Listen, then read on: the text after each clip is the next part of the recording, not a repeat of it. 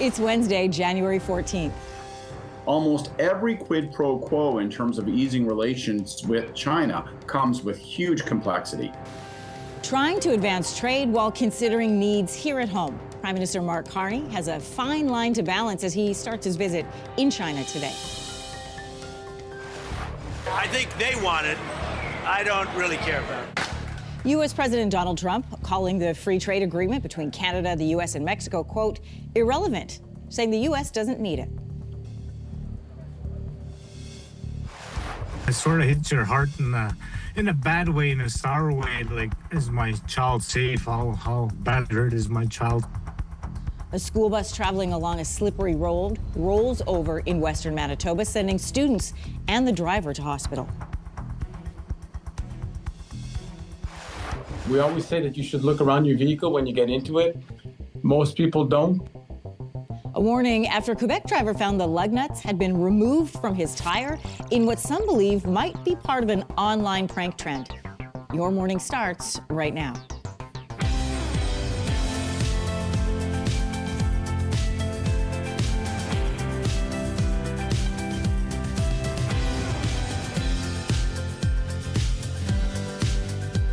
Good morning, Canada. Welcome to Your Morning. I'm Anne-Marie Mediwake. Good morning. I'm Lindsey Deluce. I'm Kelsey McEwen. Hopefully your Wednesday's off to a good start. Let's jump into news. Prime Minister Mark Carney will arrive in China this morning for a short but high-stakes visit.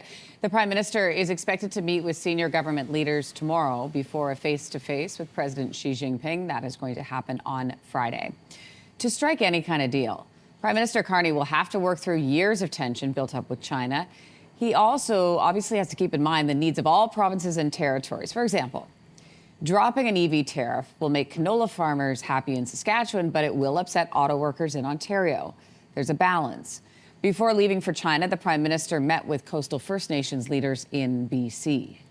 It is a day, as I say, for dialogue, for listening and working. There will be a time for coming back with progress, particularly with respect to conservation. Coastal First Nations leaders still adamantly opposed to a new pipeline and easing the tanker ban. If Ottawa does move ahead with the pipeline project, First Nations say they will use every tool they have to stop it. Instead of a pipeline, they want to promote other economic projects like LNG and ecotourism. Well, the free trade agreement between Canada, U.S. and Mexico, it is up for review this year, but according to U.S. President Donald Trump, it's, quote, irrelevant. Canada would love it. Canada wants it. They need it because we don't need Canada product. That's the thing. You know, I want to be a nice person, but we don't need. I want to build the cars here, not in Canada. President Trump went on to say he doesn't care about CUSMA. He made the comments while visiting a Ford factory in Michigan. The trade deal is up for mandatory review. Formal talks are set to begin this month. The deadline is July. The U.S. president has also made it very clear he doesn't want cheaper Chinese electric vehicles, and neither does Ontario Premier Doug Ford. It would not be good for Ontario and Canada, and it sure the heck wouldn't be good for the U.S., and it wouldn't be good when it comes to negotiating with President Trump. Thank you so much. Premier Ford held a news conference after meeting with Republican and Democratic representatives from Michigan's state legislature. They were talking trade. Doug Ford says any deal with China that would remove tariffs on Chinese-made EVs would ultimately hurt Ontario's economy. There's been a lot of speculation that Canada could be looking to lift the EV tariffs on China in exchange for China lifting its canola tariffs on Canada.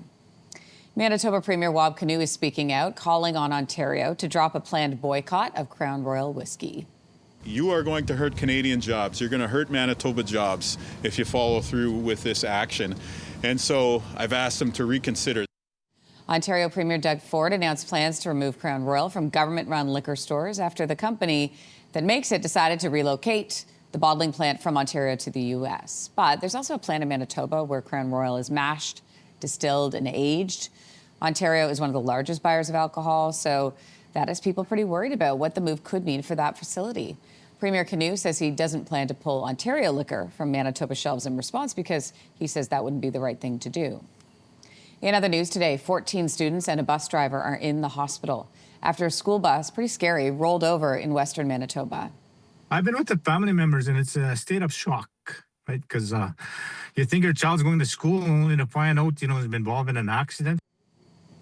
This happened yesterday morning as the bus was heading to Swan River from Sapataya Cree Nation. There were 14 students on board. between the ages of 16 to 18, along with the bus driver. They were all taken to the hospital. 4 of them suffered significant injuries. The RCMP says the bus driver was trying to pass another bus, lost control. It was icy at the time. Manitoba Premier Wab Kinew says he's open to a conversation about putting seatbelts on school buses. A warning out of Quebec after the lug nuts were removed from a car in what some people say could be part of some sort of TikTok challenge. People think it may be funny, somebody's going to lose a wheel. First of all, there's damage, so the people will be, have physical damage on their car, but lives are at risk. Raphael Blaze says his car started to shake as he was driving.